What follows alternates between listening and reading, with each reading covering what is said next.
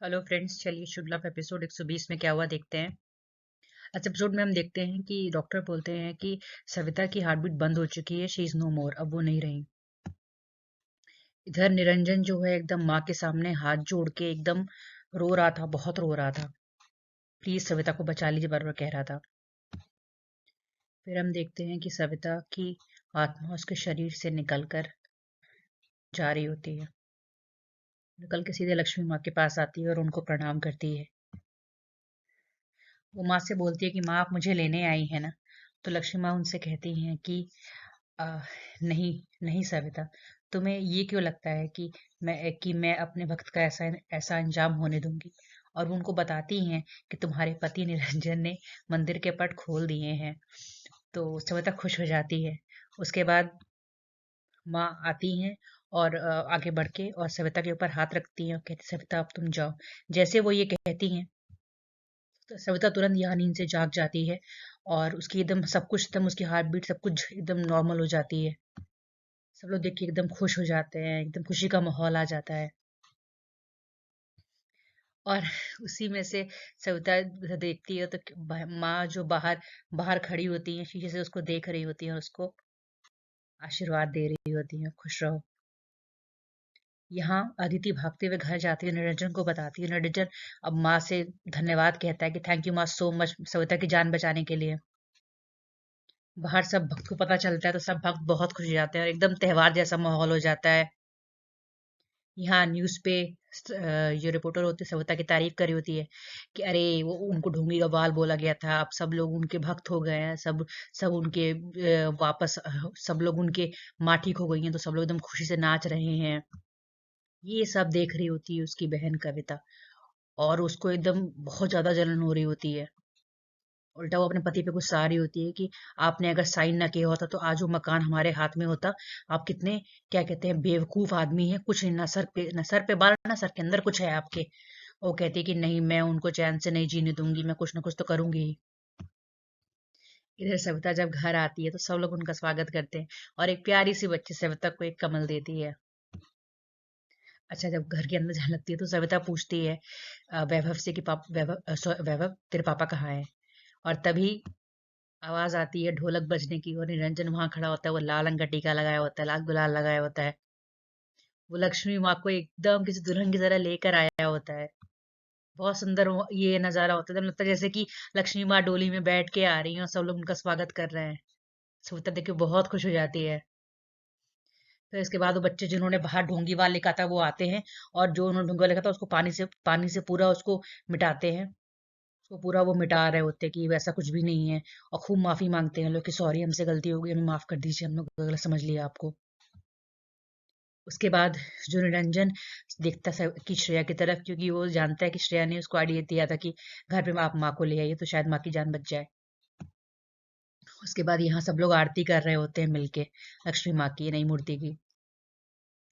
तो निरंजन थाली लेके वो वो सविता की आरती करने लगता है। तो सविता उससे पूछती है कि आप मेरी आरती क्यों कर रहे हैं।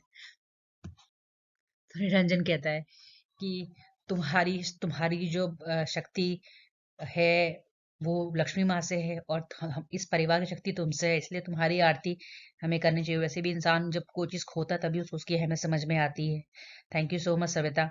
और उसके बाद फिर वो श्रेया की तारीफ करता है कि अगर इस घर की कोई लक्ष्मी है तो वो श्रेया है, क्योंकि जिसने मुझे यहाँ तक, उसने ढोंगीवाल खानदान से नाम भी क्लियर कराया और प्लस घर भी वापस ले लिया। तो श्रेया की तारीफ करता है। फिर श्रेया गले मिल जाती है सविता के, कहती है कि मैं अब दूसरी माँ को बिल्कुल नहीं खोज सकती। मैं जो हूँ एक माँ को खो चुकी हूँ, तो अब आपको मैं कैसे जाने देती। और दोनों एकदम भावुक गले मिल जाते हैं। फिर सविता माँ लक्ष्मी माँ का बहुत थैंक यू कह रही होती है कि उन सब चीज़ों के लिए, कि उनके पति को भी, पति के द्वारा माँ का चमत्कार था कि उनके पति ही उनको लेकर आए थे यहाँ पे। तो वो बहुत थैंक यू बोल रही होती है। अब ये इसके बाद बहुत बड़ा तूफान आने लगता है और बहुत बहुत तेज हवाएं चल रही होती हैं, पत्ते उड़ रहे होते हैं और सविता के घर पे कौवे मंडरा रहे होते हैं। उल्लू जो भैया जी होते हैं वो कहते हैं, माँ आपने ये क्या किया, आपने आपने सविता की जान बचा के नियमों का उल्लंघन किया है, आपको ऐसा नहीं करना चाहिए था, अब बहुत बड़ा विनाश होगा। और इसके बाद फिर यहाँ पे ये जो पंडित जी होते हैं ये लक्ष्मी लक्ष्मी तंत्र जो होता है उसको यहाँ पे उसको स्थापित करते हैं, उसकी पिक्चर बनाते हैं। और तब तक वो कहते हैं कि बात बताइए, ये कौवे की आवाज और ये बारिश क्यों हो रही है, ये तो अच्छा शगुन नहीं है। तो सब लोग थोड़ा घबराया तो सविता कहती, पंडित जी प्लीज ऐसा मत कहिए, तुम लोग के सारे दुख टले हैं और आप ऐसा कह रहे हैं। उधर लक्ष्मी माँ को फिर से दिखाया जाता है जो वो ये कह रही होती हैं कि तुमको क्या लगता है कि अगर एक भक्त अपनी जान पे खेलेगा तो क्या उसको भगवान उनको बचाएंगे नहीं।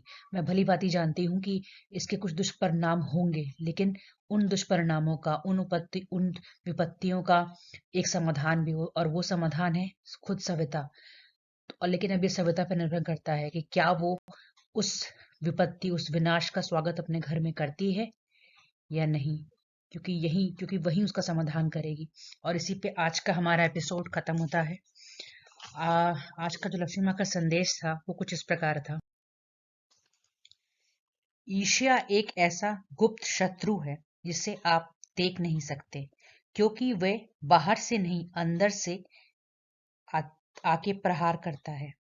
ईर्ष्या की अग्नि धीरे धीरे मनुष्य की क्षमताओं और प्रतिभाओं को नष्ट कर देती है। इसलिए ईर्ष्या को छोड़कर अपनी प्रतिभाओं या अपनी योग्यताओं पर ध्यान दें, तभी अपने लक्ष्य को प्राप्त कर पाएंगे। और माँ फिर अनंत पटेल कहती हैं कि आप समझना मेरी शुभ बातें, मेरे लाभ की बातें, जो कि लक्ष्मी पहले समझ में आती है फिर ही घर में आती है।